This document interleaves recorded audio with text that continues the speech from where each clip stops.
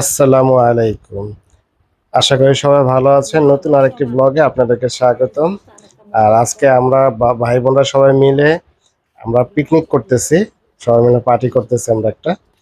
সবার থেকে চাঁদা উঠায় আমরা মানে কিছুদিন পর পর এরকম রান্না বান্না করি। তো আজকের আয়োজনে হচ্ছে মুরগির রোস্ট আর হচ্ছে পোলাও।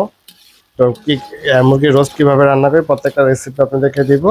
তো যারা চ্যানেলটা এখনো সাবস্ক্রাইব করেন তো অবশ্যই চ্যানেল সাবস্ক্রাইব করে দিবেন, লাইক কমেন্ট করে শেয়ার করে দিবেন আর আমাদের পাশে থাকবেন। তো পুরো ব্লগটি শেষ পর্যন্ত দেখতে থাকুন। আর এদিকে মুরগির মাংস এগুলো নিয়ে নিয়ে রাখছে সবকিছু। আর একটা বার দেখুন কি সুন্দর দুইটা চীনা হাঁস। প্রথমে পেঁয়াজটা তেলের ভিতরে বাদামি কালার করার পরে আদা রসুন দিয়ে দিতে হবে। আর এখানে আদা রসুন বাটা দুইটা একসাথেই আছে, দিয়ে দিল আদা রসুন বাটা। আর এদিকে ফারিয়া রান্না বান্না করতেছে। আর আমাদের চারপাশে কি সবুজ সুন্দর গাছগাছালি ভরপুর আমাদের এখানে। দিয়ে দিল লবণ পরিমাণ মতো, তারপর দিয়ে দিল জিরার গুঁড়া, এটাও পরিমাণ মতো। তারপর এখানে আছে আপনাদের জয়ফল, জয়ত্রী, পোস্তর দানা এসবের গুঁড়া একসাথে করে মানে রোস্টের মশলা করে ব্লেন্ড করে রাখা এখানে আগে থেকে, ওইগুলো দিয়ে দিচ্ছে। তার কিছুক্ষণ মশলাগুলো পানিতে কষানোর পরে দিয়ে দিল মাংসগুলো, মুরগির মাংস। এখন মুরগির মাংসগুলো ভালো করে কষানো হবে এই ঝোলটার ভিতরে।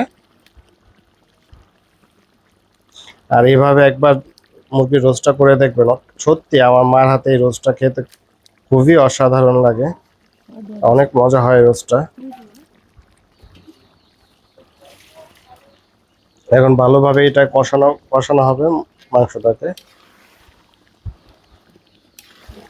আর যদি কেউ আপনার মুরগির রোস্টের যে মশলার রেসিপিটা যদি লাগে আমাকে জানাবেন, কমেন্টে বলবেন, আমি রোস্টের ওই মশলাটা দিয়ে দিব কিভাবে কি করে। এখানে জয়ফল, জয়ত্রী, পোস্তার দানা, তারপর এই বিভিন্ন রকম গরম মশলা একসাথে করে ব্লেন্ডার করে রাখে আম্মা সবসময়।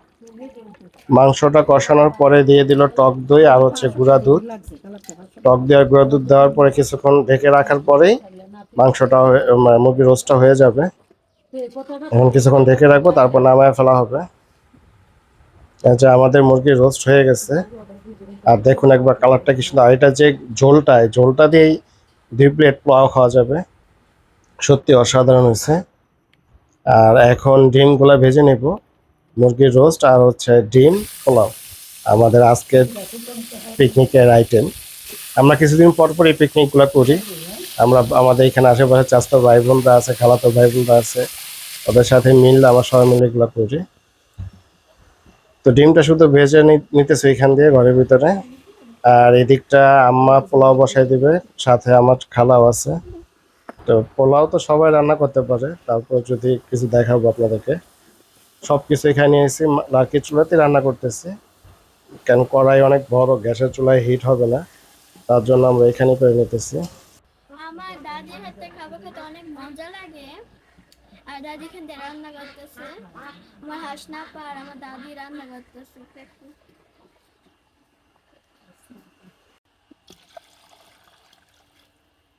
দেখতে আর ভালো লাগবো না না দে পানি দে বিসমিল্লাহ।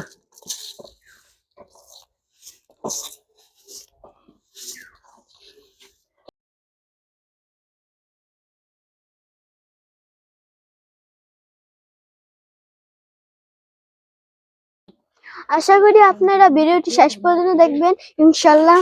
আর দেখো, আনাস কালকে বিছানাতে পইড়া ব্যথা পাইছে।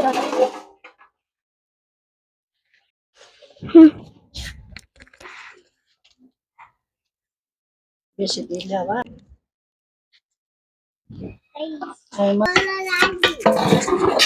এদিকটা আমাদের পোলাও রান্না করা শেষ, এখন শুধু দমে বসায় রাখবে। তো পোলাওগুলো মাসাল্লাহ অনেক সুন্দর হয়েছে। কিছুক্ষণ পর খাওয়া দাওয়া করবো। আর এদিকটা আকাশও মেঘলা হয়ে গেছে, যে কোনো সময় বৃষ্টি নামতে পারে। আর আমাদের রান্না শেষ না হইতে হইতেই দেখেন কিভাবে বৃষ্টি নামছে।